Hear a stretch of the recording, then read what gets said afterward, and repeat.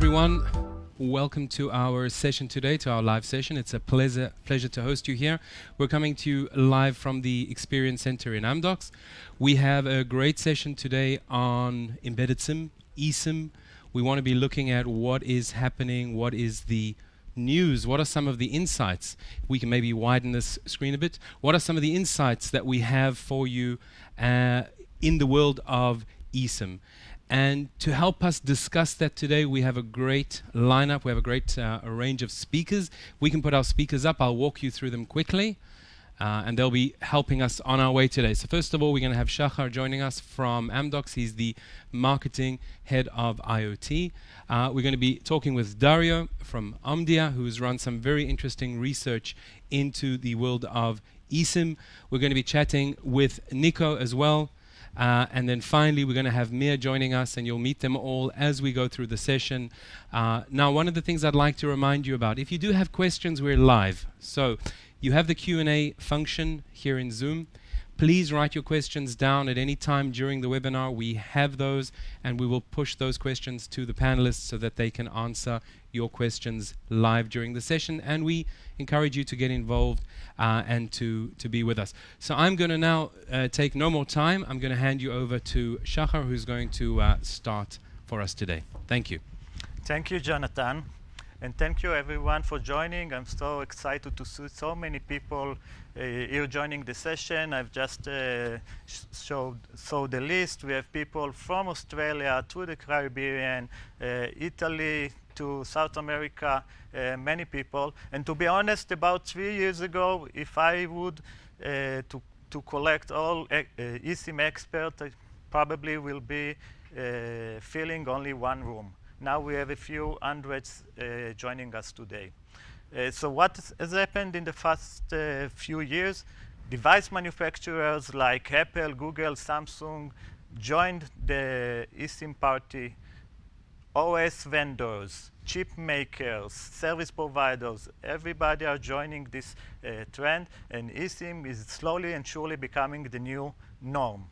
At Amdocs, we also started our journey about 3 years ago. 2 years ago, we launched our eSIM Cloud, the one that you see over here. Our first customer, Vivo from Brazil, I also saw him here joining us. Today, we have more than dozens of customers on our cloud. Very happy and very proud. And this is why it's very important for Amdocs to also run a few surveys. And this is what we did together with Omdia, a leading analyst firm, and Dario will be talking about this soon. It is important for us to understand the market, to understand the trends, and to bring our customers the best solutions for what they need. And we ask in this survey around 15 different topics, questions about different topics. And let's see the clip describing this survey.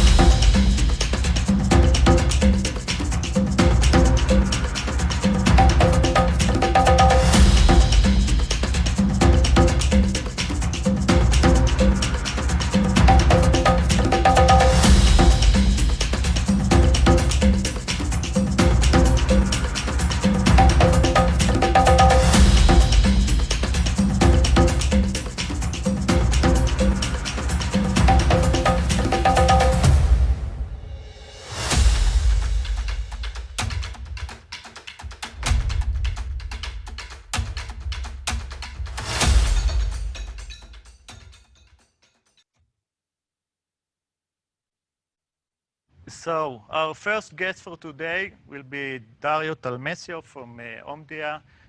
Just recently, the company called Ovum was acquired by Omdia. Buongiorno, Dario. Hello. Hello, good morning, good afternoon, or good evening, depending where you are at the moment. I guess you're in Tel Aviv. You are at the UK right now, right? I am in London right now. Yes, that's home. Okay, cool. So Dario, you actually led this survey for, I think it's the largest and longest Esim study ever done globally with dozens of service providers, and we did it for almost a year now. Can you elaborate a little bit about the survey and what you guys did? Yes, thank you, Shahai. I think the eSIM is, as you know, it's quite of a crucial turning point for service providers for many reasons that we elaborate later on.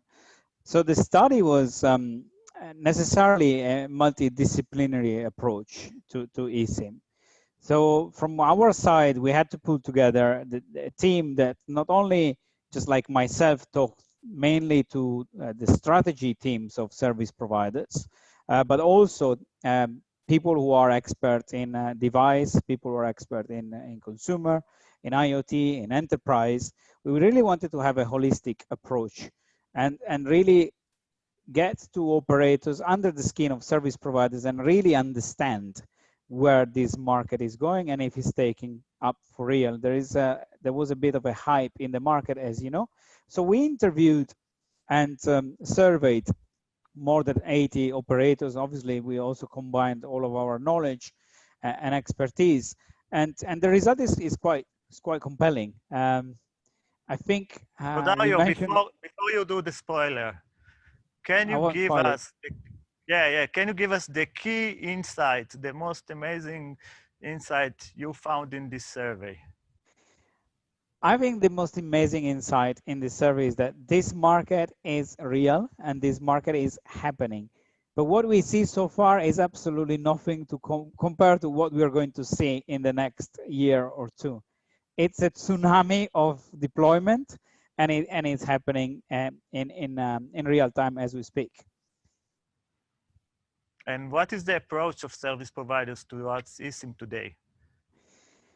Okay, today there is a huge kind of departure from the past. So as I said before, up to, and as you said as well, up to, let's say, a couple of years ago, like the majority of service providers were really unsure about, is this technology good for us?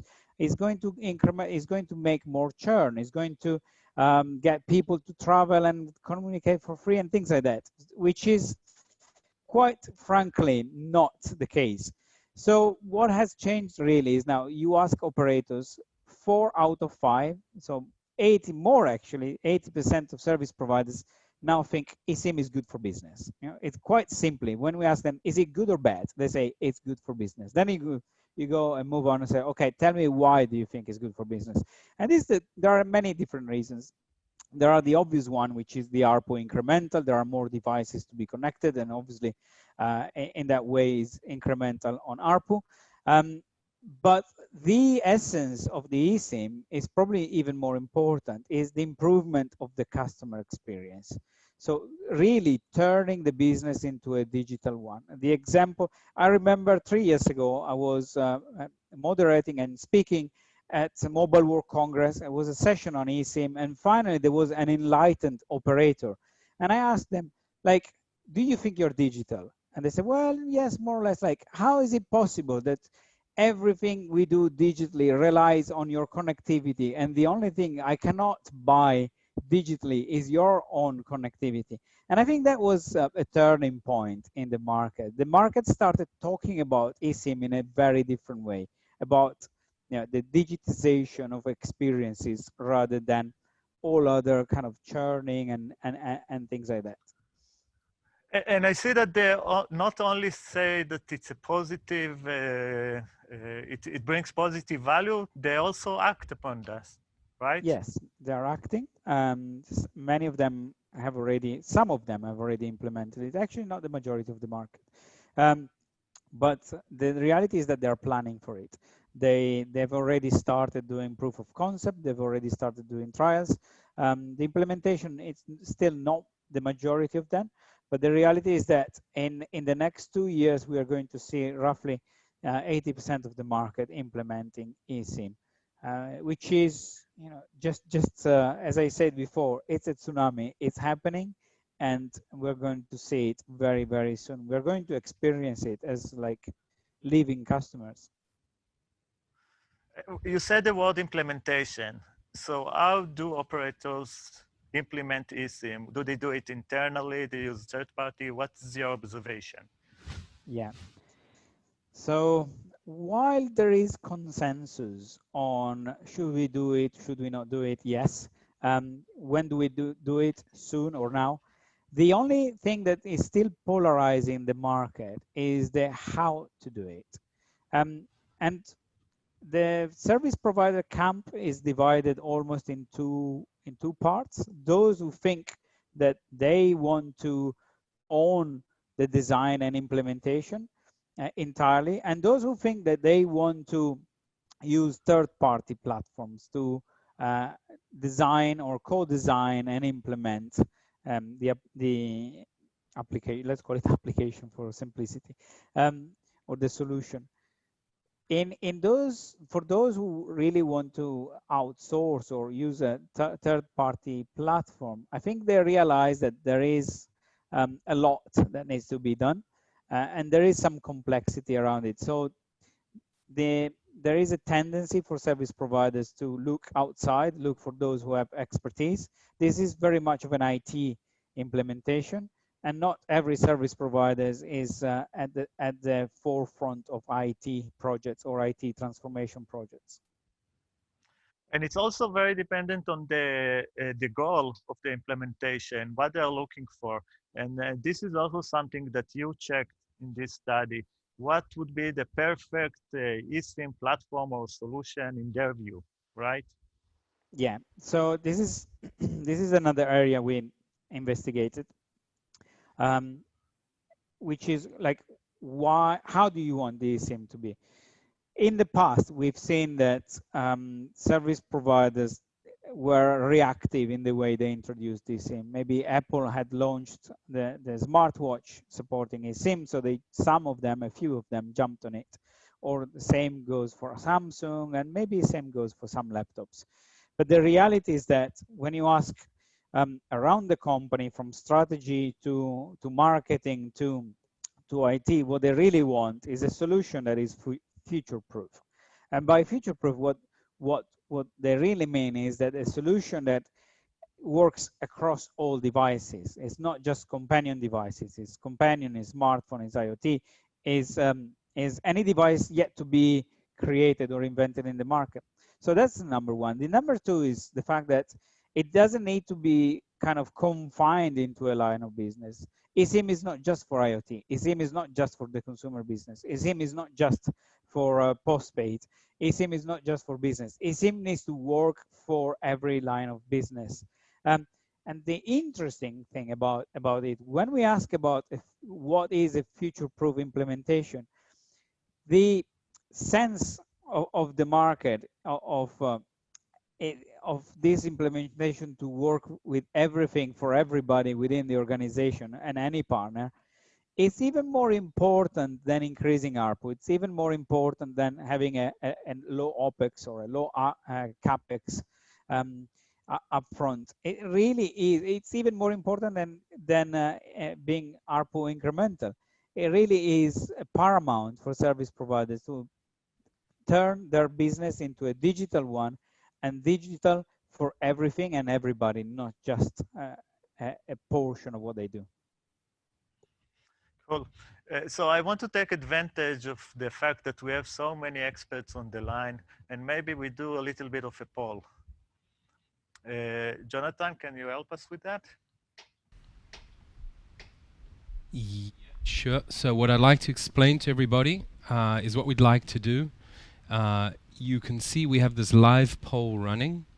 You can see the URL at the top, and you also have it in the chat. So it's pollev.com/swellgalaxy425. That's just the URL you need to go to on your phone.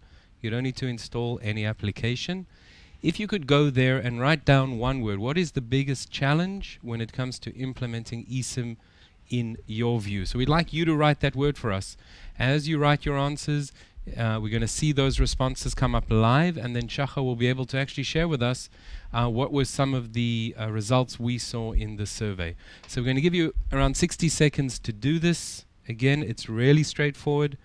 on your phones, just open your browser of choice, type polev.com/swellgalaxy, and you will see the question pushed to you, and you just need to put your response in there, okay? So we're going to just In wait. the meantime, I will explain why we chose the Esim challenge. We work with many service providers globally, and most of them are not really sure how to start this journey. There are a lot of challenges. They need to integrate to a lot of systems, to adopt new technologies, to redesign the user journey, and I already see some answers coming along, but it looks like integration is the most dominant one. I also see CRM, BSS, roadmaps, standards, and of course, everyone are looking at the GSMA standard to adopt it, but the reality is that each OEM has its own solution and its own variation, and there is no real de facto end-to-end standard from the device to the cloud. See more answers coming. We'll give it a few more seconds.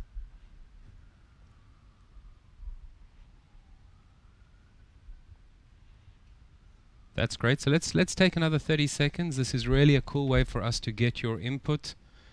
Okay, I see Regulatory issues, again, as Shachar, as you were saying, in terms of the standards, who is defining the de facto standards, also with the device manufacturers, with the BSS systems? So it's interesting because I see business and cost also coming along very high in this mapping, and the ROI is still not clear to many of the customers. Yes, this is also an issue, although you can start quickly, but I think there's something else, Shachar, I just want to call out. Legacy is there. We know the world of legacy. We were trying to work on existing BSS systems with brand new systems that are out there. Adapting the business processes. There are dozens of business processes that needs to be adapted. Correct. Could you guys take a picture of this? We are going to wait for this to keep filling up. You're doing a great job, and we will share this with you afterwards as well. Okay, this is cool. I think we have a winner here, the integration, right? Yeah, definitely. The other things that are coming out, cost is a serious issue. Many providers spend a lot of money when they do an integration to a single eSIM provider.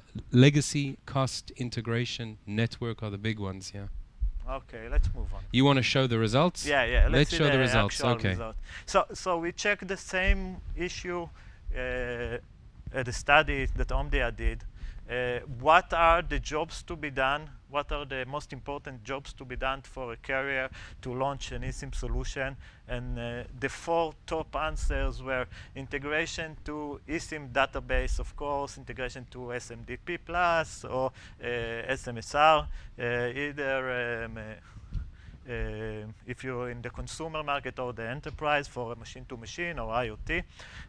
Offer eSIM management as part of the carrier MNO app.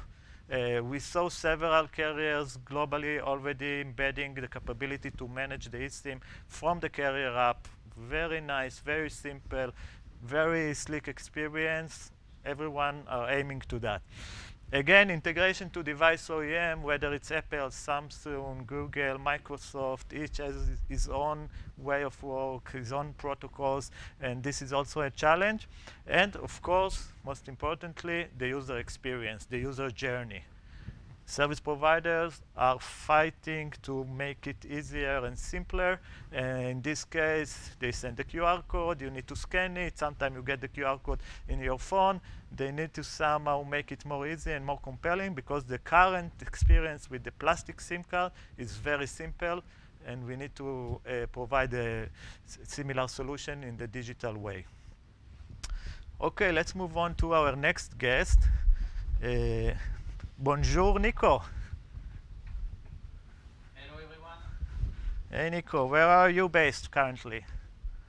Based close to Marseille in south of France. So good to have you with us. Nico is a VP of marketing for Thales. a very good partner of Amdocs for Esim, working together on many projects for several years now. And first of all, Nico, I would like you to present yourself and tell us a little bit. Thanks, Shah. So as you have already done, so I'm VP Marketing at Thales, taking care of eSIM topics. For those who don't yet know Thales, we are a world leader in digital security and cyber security for different sectors, such as aeronautics, transport, space, and with the recent acquisition of Gemalto, we are also covering sectors such as government, banking, and of course, telecom. So it's why when it comes to eSIM, Thales is also a leader, thanks to more than 200 eSIM server already sold to telecom operators or service provider. I have seen a question about the telecom operators, and yes, the market is equipped. And we are also providing hardware, eSIM hardware to the device makers. So I won't go into the list, but car makers, smartphone makers, PC makers, and so on. And also, we are providing what is called the digital eSIM profile. So we are generating and downloading the profile into the devices. And I can already share that we are doing this for a million of them. So this is what Thales is able to do. And as you were mentioning, we have a strong partnership and relationship with Amdocs because we are also able to benefit from their eSIM assets, such as the orchestrator, the entitlement server, or digital voucher to facilitate the eSIM deployment or the onboarding of eSIM-enabled devices. And we are able, Amdocs and Thales, to propose a pre-integrated eSIM solution to the market. So a solution available and already deployed within some customers. So Nico, you mentioned the word benefits. What do you think, what benefits eSIM brings to consumer market as a start? So, I think a lot. Maybe before jumping into the benefits, I think it's also important to speak about the context. Speaking about telecom operators ecosystem, and a lot of them are part of this event, is we know that digitalization or digital transformation is a key topic. A key topic because first, we are quite sure that they need to address a new segment or people who are the digital native. And for this, they need to put in place what we call a full digital journey and bring a new experience to be able to bring the experience as Uber-like or digital banking-like. The second point is also, I will say, how to bring differentiation, how the operators can differentiate or diversify themselves. And then again, the digital journey is a way to disrupt the way to propose and to sell services. And the third point is, I would say, unfortunately, with the current uncertain times, a digital journey is also a key asset and I would say an advantage. So just to say that digitalization or put in place a full digital journey for the operators is a key topic. And when we speak about digitalization, of course, eSIM is part of and bring a lot of support to do this digitalization. Now, if we come back to the advantage for the end user, so you were mentioning, yes, it's not the same as doing for a removable SIM, but I think we can bring a real advantage because it can be, and we will see later on, it can be transparent, it can be easy for the user to use the eSIM solution. It brings also advantage to and benefits to the end user. For example, you can have several subscriptions on the same device and be able to manage your professional or personal environment. You can onboard more devices thanks to the eSIM technology. It's much more easy and flexible. And also, for example, you can also benefit for eSIM when traveling. A key use case is the roaming situation and be able to download local subscription when traveling and avoid to have the cost of roaming. So I would say yes, still effort to be done maybe, but thanks to a full digital journey, taking benefit of eSIM, we can really have a real seamless user experience based on eSIM. And what about the enterprise market? Do you see the eSIM also relevant at all to the enterprise market? Yes, as mentioned previously, and thanks to the survey, eSIM brings benefits not only to the consumer, but I will say to several other segments, and enterprise is part of. We mentioned IoT and so on, but if we focus on enterprise, I will say maybe two main benefits. The first one is about the logistic. As everything will be now in a digital way, no more need to manage physical stock of physical SIM, no need to distribute physical SIM, everything can be done remotely. So we bring a flexibility and of course reducing the cost of this physical logistic using the eSIM technology. And of course, the second point for me is the connectivity management. Again, we bring more flexibility using eSIM because it's much more easy to distribute connectivity. It's much more easy to distribute the connectivity to whatever devices.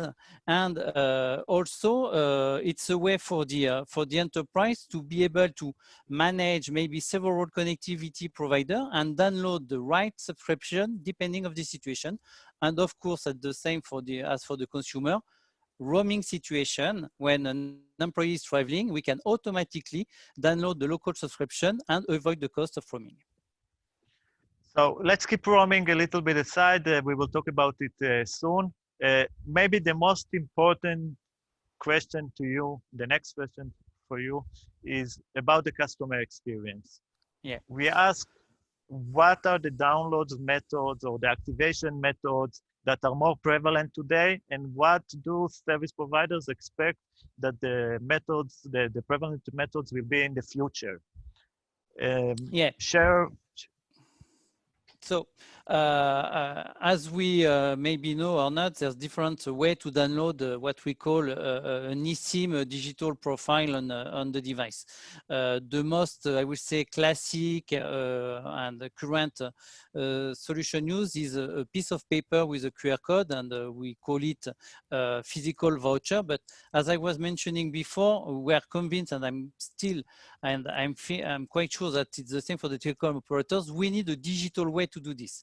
And for me, the best way to bring the full digital experience is to move on what we call a carrier app or a mobile application developed either by the telecom operators or the device makers, but mainly by the telecom operators, to be able to push their own solution and subscription and services. And using this, it will be really totally transparent for the end user using the SIM technology. So for me, I'm convinced that the carrier app is the best solution to bring a full digital journey using eSIM. Thank you very much, Nico. Thank you for your time. I want to travel now to Sweden. Can you bring up Mia, please?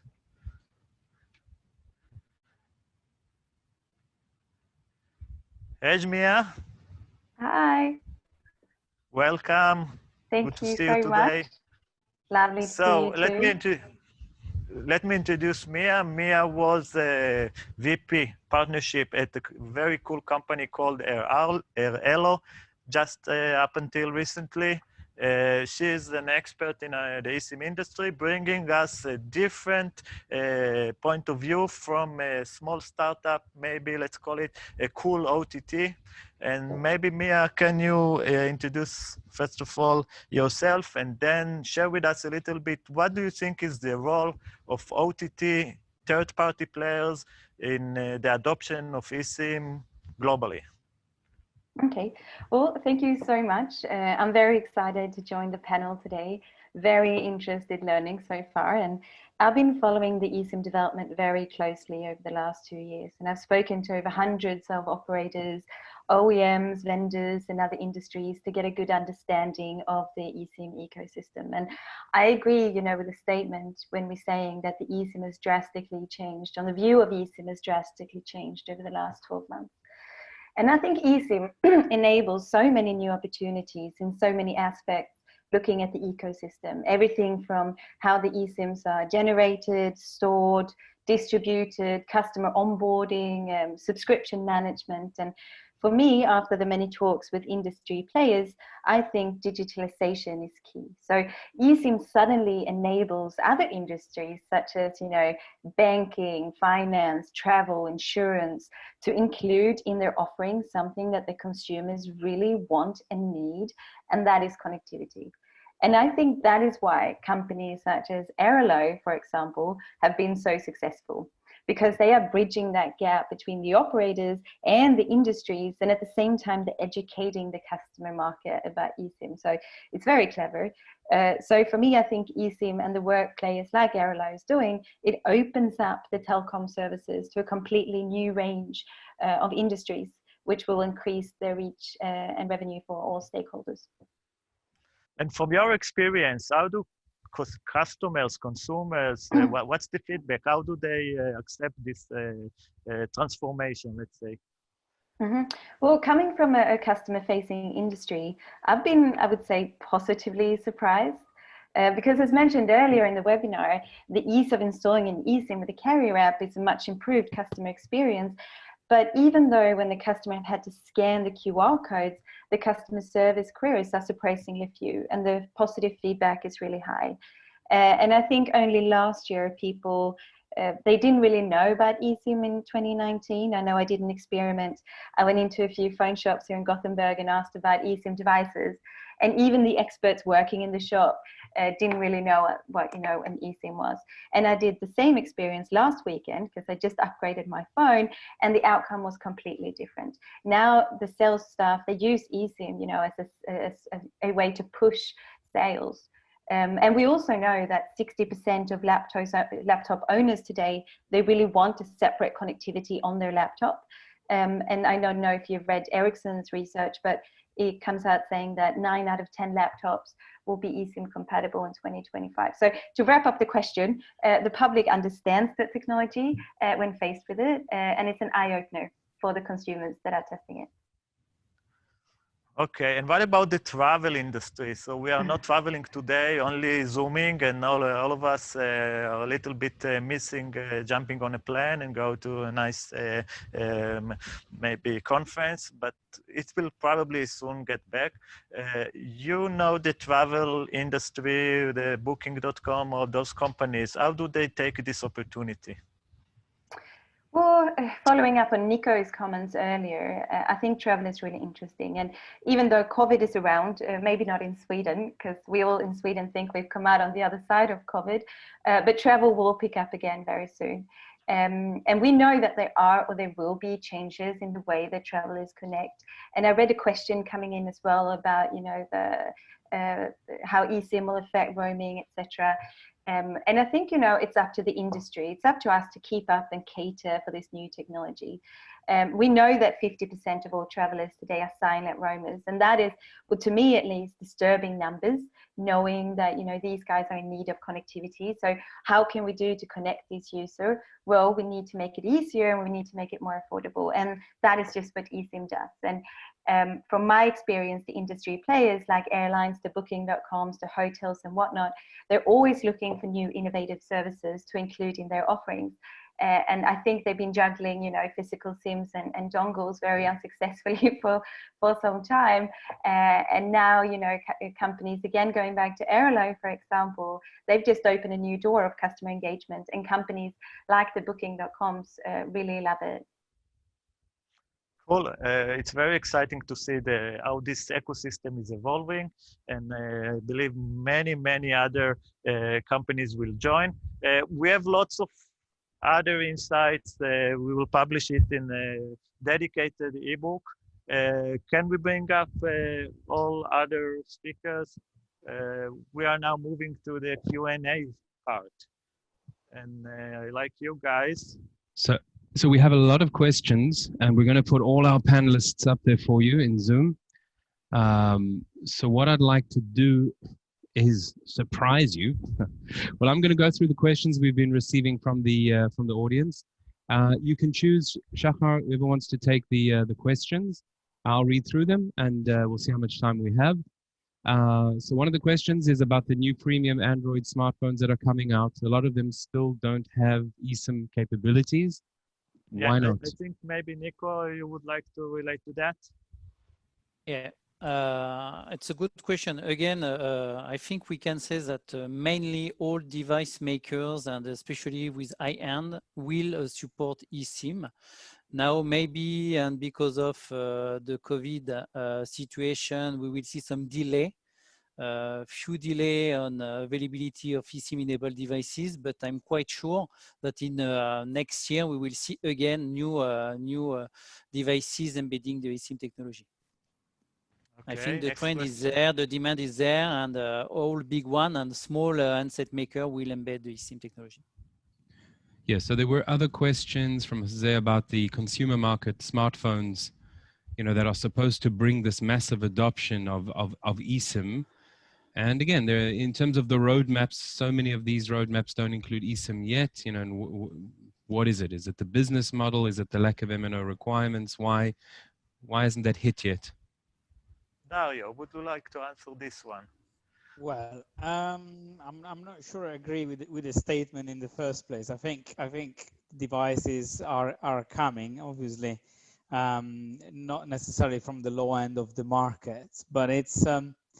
I think that the telecom industry always like to point the fingers. Why are you not coming on board? I'm waiting for you. Why are you not coming on board? I'm waiting for you. But the reality is that it is happening.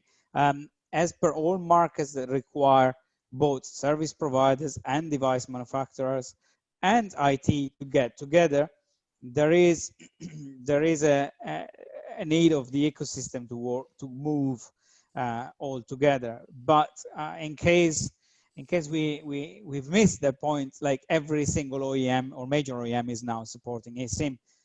It's not something you could see a year ago. And then fast forward in another year, like we're moving from probably just the high end to the mid market and more. So that comment on the chat box, yes, it's true. Not all devices are supporting eSIM, but more devices will support eSIM. So And it's very great. I would like to add on that as well, because I think this is really interesting. And after the talks that we've had with the various OEMs, I would say that the main reason that they are pushing for eSIM, it's not to make it easier for subscribers to change operators, but mainly as a startup for their innovation and to make their devices cooler and hotter. And like when Apple did when they tried to slim up the devices when taking away the optical drives and headphone jacks and whatnot. And I think, as the public realizes the pros when it comes to eSIM, the OEMs will follow. But many of the smaller ones maybe think that, combining SIM and eSIM right now is, not super exciting. But when they can remove the physical SIM slot altogether, and in that sense make a major impact on the sign on the device, it's going to change.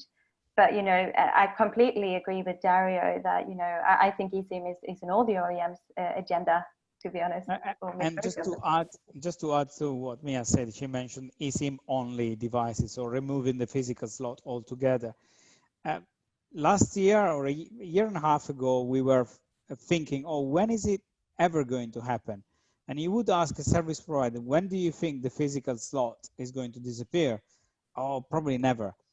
And then here you go, last year, end of last year, the first device without a physical slot came to market much faster than anybody would have anticipated. This market is moving, maybe quietly. It's not a market that makes headlines, right? This is not 5G, even though it's more important in some ways than 5G. But it is certainly a market that is moving. So there is a consensus among our speakers and guests that eSIM is a very positive view of eSIM and the growth. I can share with you guys my experience. We were in a quarantine, and suddenly people started to complain that I'm not answering my phone. Lucky enough, I checked my mobile, and the SIM, the plastic SIM card I had, was suddenly dead. So it took me about 45 minutes to get to the customer service of my service provider, and another 2 days to receive physically the plastic SIM card, but because I work for Amdocs and because I have an eSIM solution, I downloaded an eSIM to my iPhone X very quickly. It took me less than 2 minutes. Especially now during the COVID, I think it's very important, and many customers saw it. So it will boost the adoption of eSIM, definitely. Maybe you can bring us another question. Yeah, we have many more questions. Let me get you the next one. From Maximilian, there is an option today where you can have a hardware device. It's kind of a SIM card form factor where you can plug and play with older smartphones and enable them with eSIM functionality. Do you think this is going to be helpful in getting eSIM to take off? Is this just a stopgap measure? What do you think about this solution?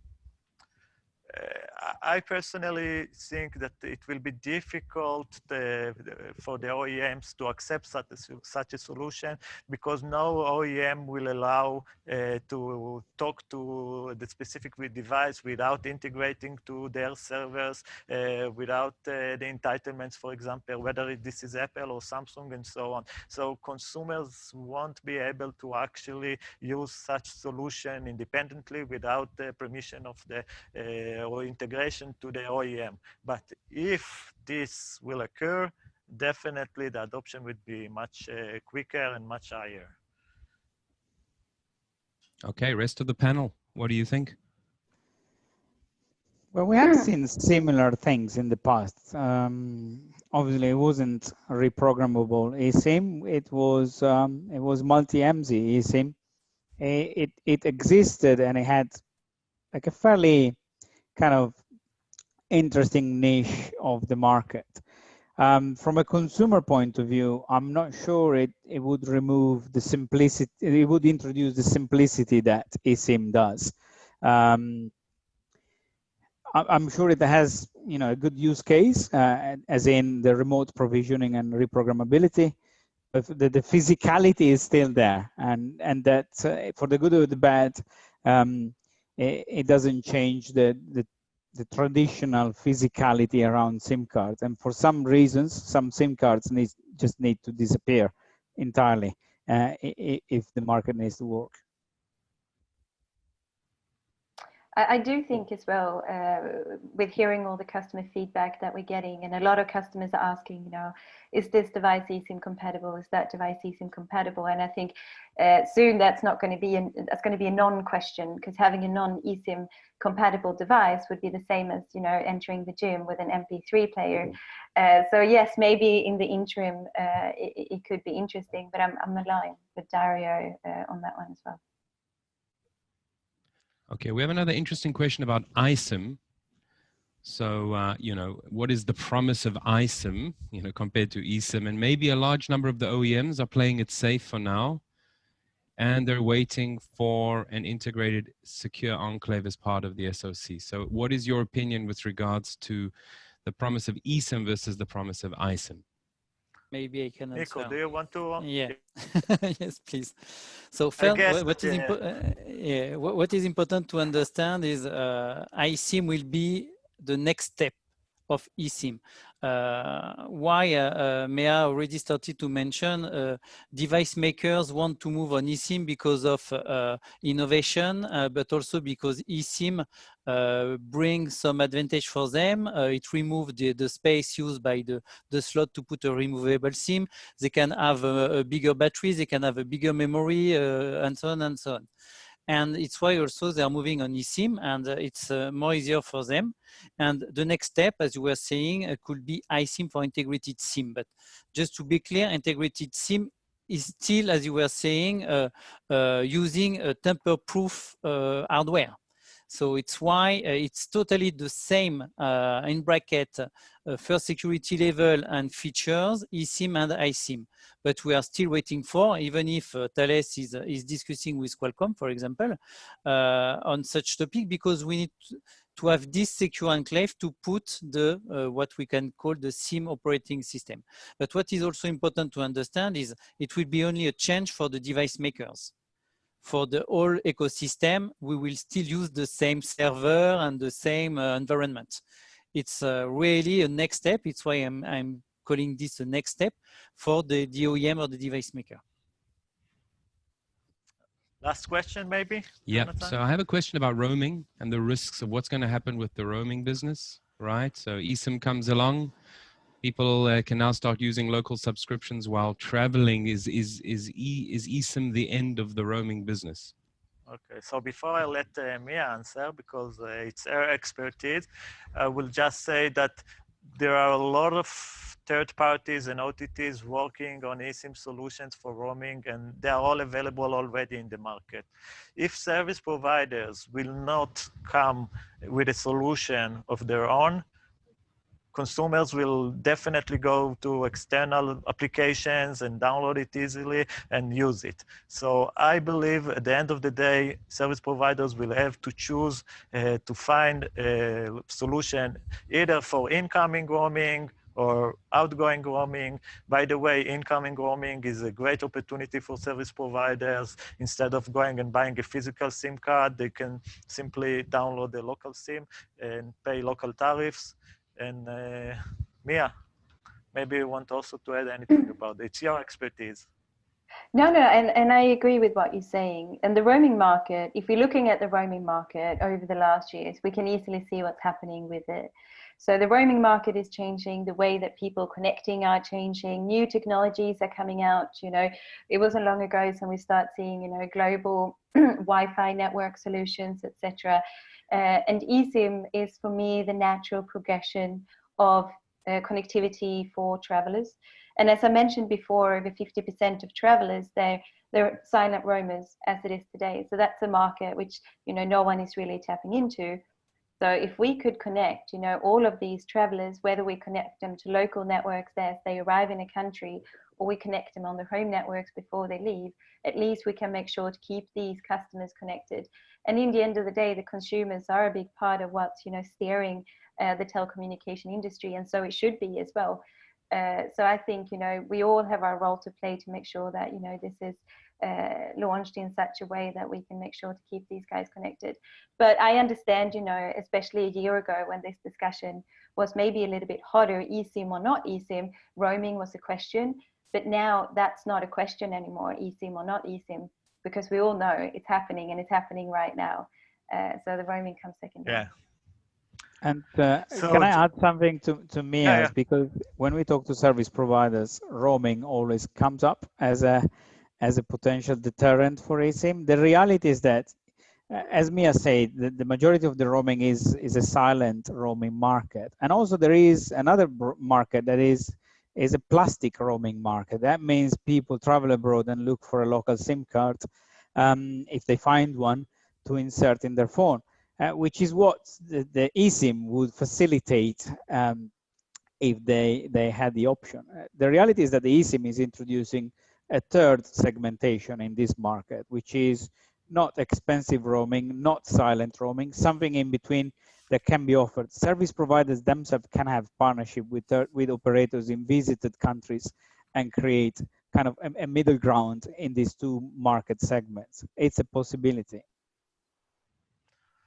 Okay, thank you, Dario. Just before we finish this session, all the details, all the insights, everything about the study will be available for you guys to download via ebook that we will publish. I want to thank, first of all, our speakers, Dario, Nico, Mia. Thank you very much. It's rare to have such diverse viewpoints of an analyst, a vendor, a startup, and I think it was very fun, and I saw high interest as well. Thank you very much for all of you who joined this session today. I hope to see you face to face sometimes soon. Thank you. Thanks a Thank lot. you. Thank you so much. Right.